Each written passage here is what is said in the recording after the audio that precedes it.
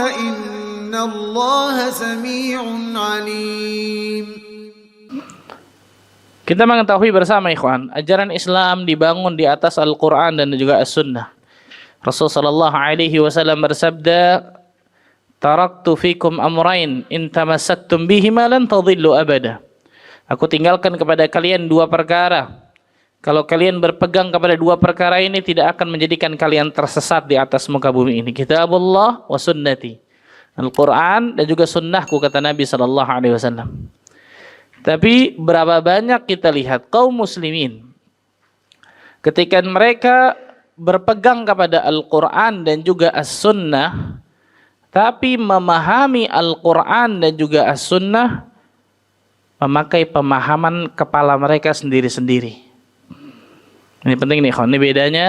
Ini yang dinamakan manhaj, cara atau metode di dalam beragama. Al-Quran dan As-Sunnah jelas hukumnya wajib kita ikuti. Pertanyaannya sekarang, Al-Quran dan As-Sunnah tersebut mengikuti pemahaman siapa? Karena ketika kita tidak mengikuti pemahaman Rasul dan para sahabatnya, kemudian murid dari sahabat tabi'in, murid dari tabi'in tabi'ut tabi'in, maka jadinya contohnya Khawarij. Khawarij yang diperangi oleh Ali bin Abi Thalib di perang Nahrawan, sebelumnya didakwahkan oleh Ibnu Abbas radhiyallahu anhuma. Di sekitar 6.000 orang itu. Kebanyakan dari mereka atau banyak dari mereka orang yang hafizul Quran, 30 juz di kepala mereka, bayangkan. Ini menunjukkan bahwa Al-Quranul Karim bukan hanya untuk dihafal, perhatikan baik-baik. Tapi kalau dihafal dan pemahamannya salah, naudzubillah min dzalik. 6.000 orang, bayangkan. Ibnu Abbas datang kepada mereka dengan baju yang keren luar biasa. Sengaja Ibnu Abbas mendebat mereka di kandang mereka, bayangkan ribuan orang. Setengah dari mereka kurang lebih taubat ketika didebat oleh Ibnu Abbas. Salah satu yang ditanyakan oleh Ibnu Abbas radhiyallahu anhu apa? Hal fikum sahabah radhiyallahu anhu? Apakah di antara kalian yang ribuan orang ini ada satu saja sahabat Nabi? Lihat, cerdas Ibnu Abbas, luar biasa nih. Di antara ribuan orang kalian nih, yang katanya hafizul Quran dan seterusnya, karena ada dengkotnya Khawarij kan, jidatnya hitam segitu. Saking banyaknya sholat malam, luar biasa, Masya Allah. Badan mereka lesu karena banyaknya puasa luar biasa di siang hari. Malam sholat, siang hari puasa, bayangkan. Tapi pemahaman mereka kacau. Pemahaman mereka tidak mengikuti pemahaman sahabat radhiyallahu anhum jami'an. Sehingga Ibnu Abbas ketika datang kepada mereka, yang paling pertama ditanya oleh Ibnu Abbas, apakah di antara kalian ribuan orang ini satu orang sahabat Nabi ada atau tidak? Tidak ada. Apakah mungkin satu sahabat Nabi tidak ada di tengah kalian dan kalian merasa itu benar? Kalian merasa pemahaman kalian ini benar? Subhanallah, lihat. Alhamdulillah. Akhirnya setengah dari mereka, ada banyak perdebatannya, salah satunya itu. Akhirnya setengah dari mereka adalah bertaubat kepada Allah Azza wa Jalla. Setengah yang itu yang diperangi oleh Ali bin Abi Thalib di perang Nahrawan. Khawarij. Na'udzubillah. Lihat. Saya mau tanya, Khawarij mengatakan mereka berdalil mengikuti Al-Quran dan Sunnah atau tidak? Nggak mungkin. Kalau orang zaman sekarang kaum muslimin mengatakan, oh, saya pakai Al-Quran aja, Sunnah nggak pakai. Dengan mudahnya kaum muslimin yang lain akan mengatakan, wah ini sesat nih. Betul ya? Maka semua saya yakin kaum muslimin dan muslimat akan mengatakan saya mengikuti Al-Quran dan As-Sunnah. Tayyib. Ketika kalian mengikuti Al-Quran dan As-Sunnah, pemahaman ketika kalian mengikuti Al-Quran dan As-Sunnah tersebut mengikuti pemahaman siapa? Nah, di sini pentingnya memahami Al-Quran dan juga As-Sunnah, Al-Hadis, mengikuti pemahaman salafus salih. Mengikuti pemahaman salafus salih. Salaf yang artinya adalah yang telah lalu, orang-orang yang telah lalu, yang telah mendahului kita. Salafus salih adalah orang-orang saleh yang telah mendahului kita di dalam keimanan, keilmuan, amal saleh, ketakwaan pada Allah. Dengan kata lain, salafus salih adalah para sahabat Nabi radhiyallahu anhum jami'an, muridnya sahabat yang bernama tabi'in, dan muridnya tabi'in yang bernama tabi'ut tabi'in. Ini 3 generasi terbaik umat ini yang Rasul sallallahu alaihi wasallam langsung puji, khairul qurun, khairun nas qarni. Sebaik-baik manusia, sebaik-baik zaman adalah pada masaku, yaitu para sahabat Nabi radhiyallahu anhum jami'an. Thumma alladhina yalunahum, kemudian yang setelahnya para tabi'in, muridnya sahabat. Thumma alladhina yalunahum, kemudian yang setelahnya muridnya tabi'in yang bernama atba'ut tabi'in atau tabi'ut tabi'in. Ini 3 generasi terbaik yang para ulama menyebutkan 100 tahun, 100 tahun, 100 tahun. 300 tahun pertama masa generasi emas keemasan Islam, kejayaan Islam itu 300 tahun pertama, luar biasa. Inilah yang dikenal dengan salafus salih. Makanya coba lihat antum belajar sama Ustaz Muammar tentang menafsirkan Al-Qur'an, betul? Qaidah tafsir. Di antara qaidah tafsir apa? Menafsirkan Al-Qur'an dengan Al-Qur'an, betul? Menafsirkan Al-Qur'an dengan apa? Al-hadis, as-sunnah. Kemudian menafsirkan Al-Qur'an dengan apa? Perkataan sahabat Nabi radhiyallahu anhum jami'an. Menafsirkan Al-Qur'an dengan apa? Perkataan tabi'in. Menafsirkan Al-Qur'an dikembalikan kepada lughatul Arabiyah, bahasa Arab. Kalau ada orang tiba-tiba lompat yang terakhir menafsirkan Al-Qur'an langsung ke bahasa Arab, bukan kepada Al-Qur'an bil Qur'an, Al-Qur'an bis sunnah, Al-Qur'an bis sahabah, Al-Qur'an bit tabi'in, langsung kepada lughatul Arabiyah, kepada bahasa Arab, berarti melewati fase banyak tuh. Nah, ini pentingnya ketika seorang muslim dan muslimah mengikuti Al-Quran dan As-Sunnah, mengikuti pemahaman salafus salih. Inilah kewajiban kita untuk meneladani dan mengikuti Rasulullah sallallahu alaihi wasallam dan para sahabat Nabi radhiyallahu anhum jami'an. Karena mereka adalah orang-orang yang Allah tabaraka wa taala jamin. Jamin dengan apa? Jamin dengan surga Allah azza wajalla. Allah azza wajalla berfirman di dalam surat At-Taubah ayat ke-100, dalil tentang masalah ini luar biasa banyaknya.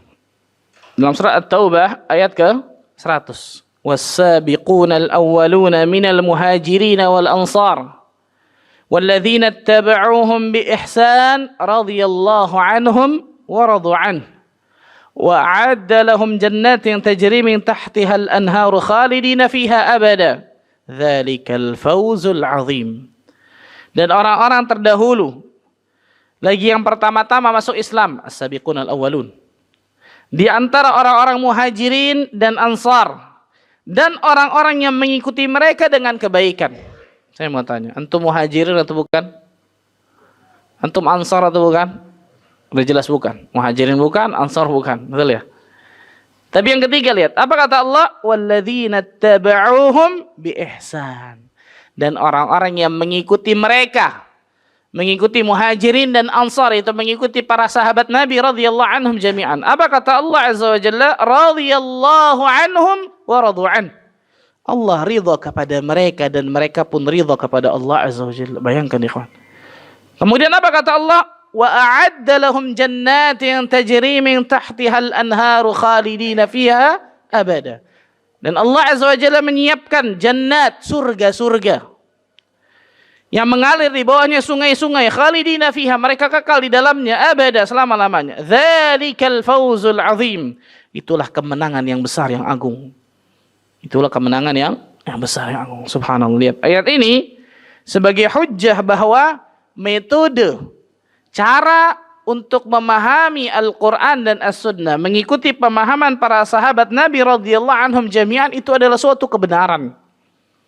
Karena Allah azza wa jalla menyebutkan orang-orang yang mengikuti mereka, orang-orang yang mengikuti para muhajirin dan ansar, itu para sahabat radhiyallahu anhum wa radu an. Allah azza wa jalla ridha kepada mereka dan mereka pun ridha kepada Allah. Di sini pentingnya ikhwan, kita baca Al-Quran, baca Al-Hadis, nggak bisa kemudian kita tafsirkan dengan kepala kita masing-masing, kecuali memang ayat-ayat sudah jelas, muhkam. Ya ayyuhalladzina amanu kutiba alaikumus shiyam kama kutiba ala alladzina min qablikum la'allakum tattaqun. Jelas kan gitu. Itu jelas. Tapi kalau ayat-ayat misal mutasyabih, mutasyabihat dan seterusnya, lihat bagaimana penjelasan para sahabat ketika menjelaskan itu. Lihat bagaimana penjelasan para tabi'in ketika menjelaskan ayat itu. Lihat bagaimana penjelasan para ulama salaf ketika menjelaskan ayat itu. Nggak bisa kita pakai kepala kita masing-masing. Nah, saya katakan tadi, Khawarij masih di zaman Nabi, di zaman sahabat, bayangkan. Tersesat padahal mereka, banyak dari mereka orang-orang yang hafal Al-Quranul Karim. Kenapa? Karena tidak mengikuti bagaimana memahami Al-Quran dan juga As-Sunnah dengan pemahaman para sahabat dan juga para ulama salafus salih. Ayat yang lain, Allah Azza wa Jalla berfirman di dalam surat An-Nisa ayat ke-115.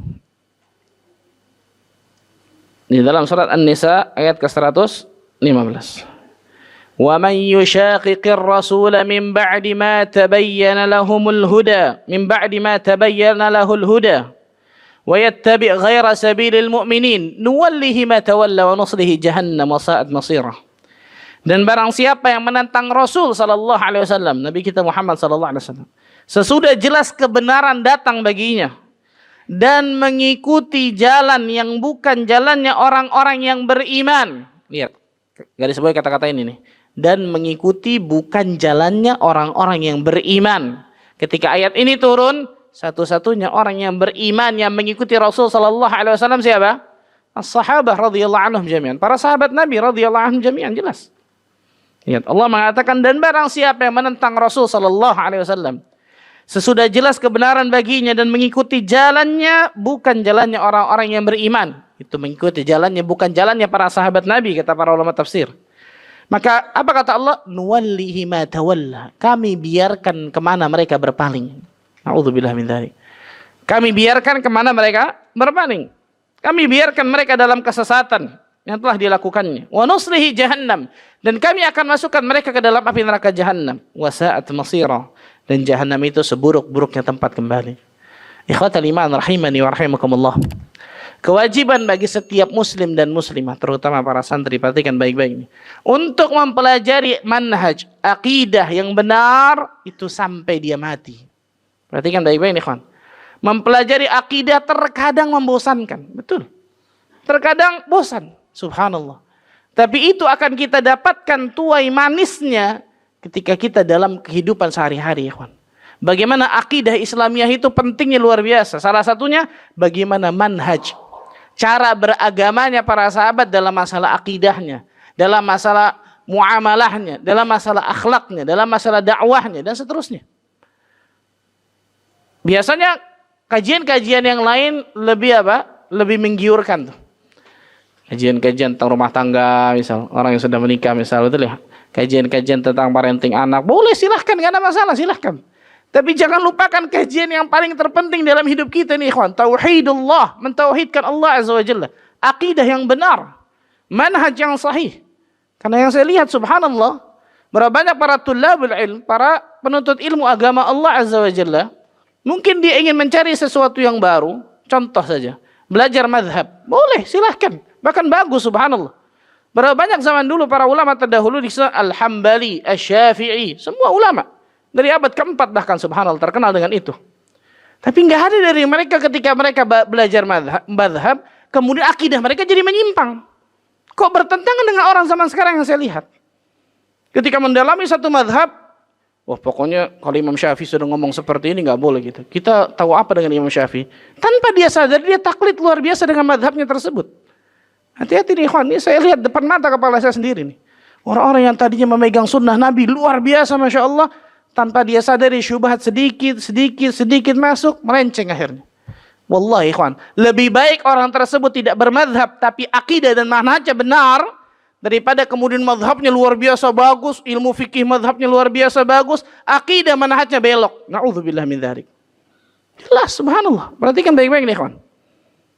Yang saya wasiatkan kepada seluruhnya, terutama pada para santri ini. Karena saya lihat depan mata kepala saya, subhanallah. Kasihan. Hadahumullah, semoga Allah Azza wa Jalla berikan hidayah kepada mereka. Dan ayat-ayat tentang masalah ini sangat luar biasa banyaknya. Hadis yang sahih, yang diriwayatkan Imam Abu Dawud, Imam Ahmad dan juga yang lainnya. Hadis yang ma'ruf luar biasa dari sahabat Irbad bin Sariyah radhiyallahu anhu.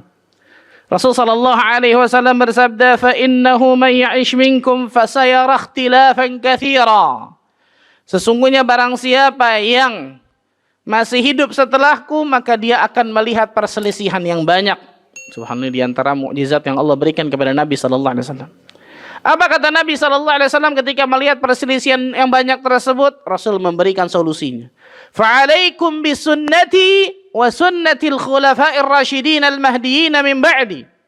Maka berpeganglah kepada sunnahku, kata Nabi sallallahu alaihi wasallam, dan sunnah khulafa'ir rasyidin yang mendapatkan petunjuk setelahku. Siapa khulafa'ir rasyidin? Abu Bakar, Umar, Uthman, dan Ali. Maksudnya siapa ini? Para sahabat Nabi radhiyallahu anhum jami'an. Pegang kepada mereka tuh. Berpegang kepada sunnahku, kata Nabi sallallahu alaihi wasallam, dan berpegang kepada sunnah para sahabatku yang mendapatkan petunjuk setelahku. Tamassaku biha, pegang kuat-kuat itu. Wa'addu 'alaiha bin nawajidh, dan gigit dengan gigi raham kalian. Subhanallah, perhatikan. Syekh Sulaiman Ar-Ruhaili ketika menjelaskan hadis ini, ketika Rasul sallallahu alaihi wasallam menjelaskan pegang dan gigit dengan gigi geraham kalian. Seakan-akan kata Syekh, pasti akan ada orang yang akan menariknya. Betul. Ketika Rasul menyebutkan pegang dan gigit dengan gigi geraham kalian. Pegang erat-erat itu dan gigit dengan gigi geraham kalian. Seakan-akan Rasul ingin menyebutkan pasti akan ada yang ingin menarik itu tuh. Kalau antum gigit sesuatu di depan, bukan di belakang, ditarik sama orang, apa yang terjadi? Gigi-giginya hilang, subhanallah. Tapi kalau gigi belakang, gigi geraham, ditarik, maka akan kokoh luar biasa. Rasul menyebutkan itu. Wa'addu 'alaiha bin nawajidh. Pegang itu dengan gigi geraham kalian. Karena pasti akan ada orang-orang yang akan apa? Menariknya. Dan itu subhanallah, itu sunnatullah. Dari semua para nabi dan rasul, orang-orang yang mendakwahkan tauhid pasti akan dimusuhi, dicela dan seterusnya. Dari zaman terdahulu sampai sekarang, sampai hari kiamat itu terjadi. Rasul sallallahu alaihi wasallam bersabda, "Sayati 'alan nasi zamanun al-qabidu 'ala dinihi kal-qabidi 'al jamr."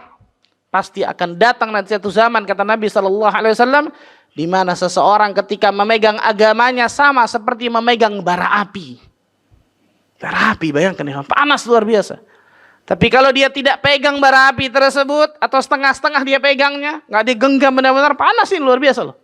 Maka bisa jadi bara api neraka jahanam yang akan dia pegang di akhirat nantinya. Alaikum bisunnati wa sunnatil khulafa ar-rasyidin al-mahdiyyin min ba'di. Berpeganglah kepada sunnahku, kata Nabi sallallahu alaihi wasallam, ajaranku jelas. Dan sunnahnya khulafa ar-rasyidin, para sahabat Nabi yang mendapatkan petunjuk setelahku. Ini penting nih, subhanallah. Maka jangan pernah bosan untuk selalu belajar manhaj yang sahih. Jangan pernah bosan untuk selalu belajar akidah yang sahihah.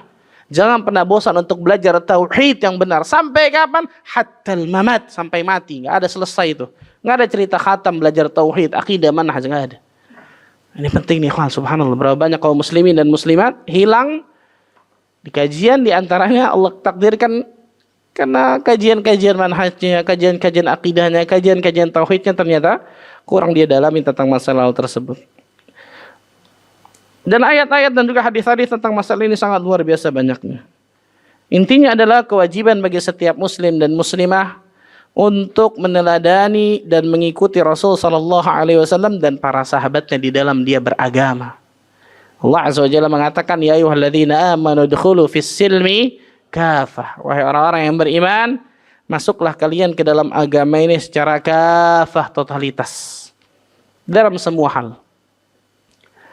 Itu yang ketiga. Dan pembahasan masalah ini luar biasa panjang lebar. Kalau kita mau panjangkan masalah ini, luar biasa panjangnya, masya Allah.